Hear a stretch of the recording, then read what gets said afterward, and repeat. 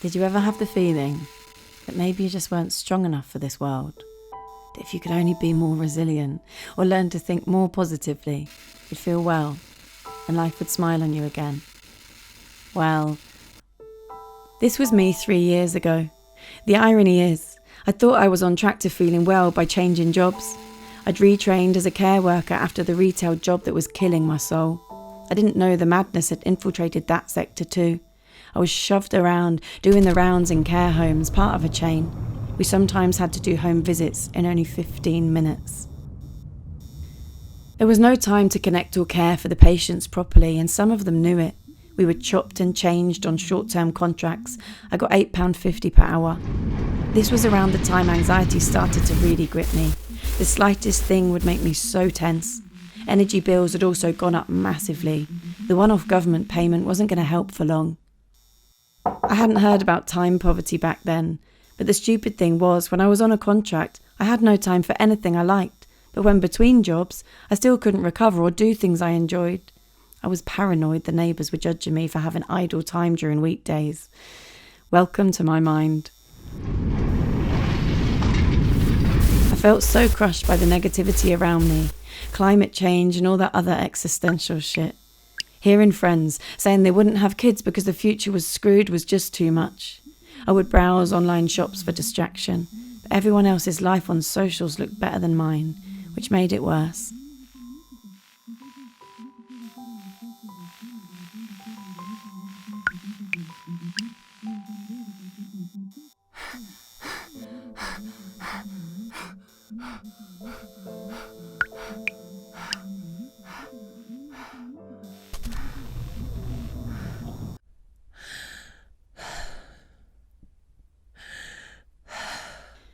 I tried to make space for mindfulness, but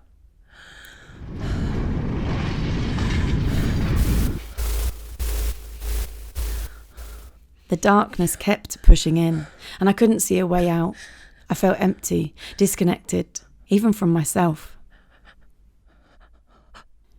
I tried a therapist who said I had depression and anxiety disorder. It helped to an extent, but she encouraged me to go over my childhood, which in my case had been great. What therapy couldn't tell me was that the source of much of my unhealthy thinking wasn't from inside me, but outside. I might have tweaked earlier that the root causes weren't brain chemistry in my case, if I'd known how many people were struggling from the pressures of the system. That winter, I almost completely broke down. The grip felt stronger than me. A turning point was when I found people who had been looking to change things outside, to help everyone be well, now and in the future.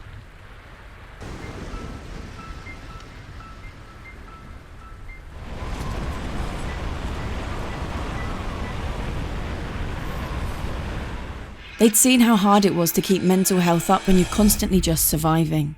It wasn't my personal failure.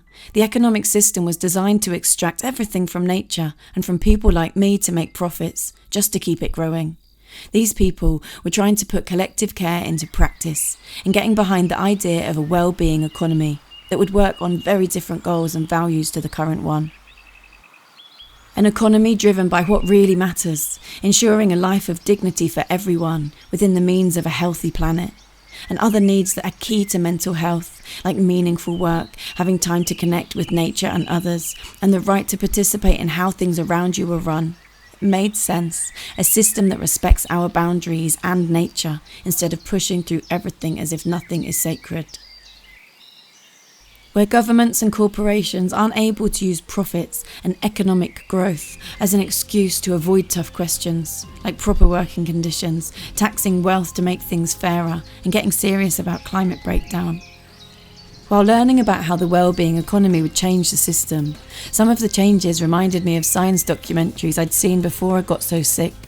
New discoveries about how trees interact and share resources with those that don't have enough. And neuroscience films about how we're wired to function together. So I saw through the system, found a sliver of hope, and regained top mental stability, right? Well, no, this isn't one of those endings. I'm out of crisis, untangling what was making me sick from outside and connecting with people living differently. but the system around us hasn't changed yet. It won't be easy. There are plenty of ways the addiction to more has been built into everything. It's going to take time and work from a lot of us to get out of that. I still have mental health challenges, but no longer the iron grip on me that they used to. My anxiety and depression were not an illness, but a response. I've seen collective ways to free ourselves, a clear, precious lifeline.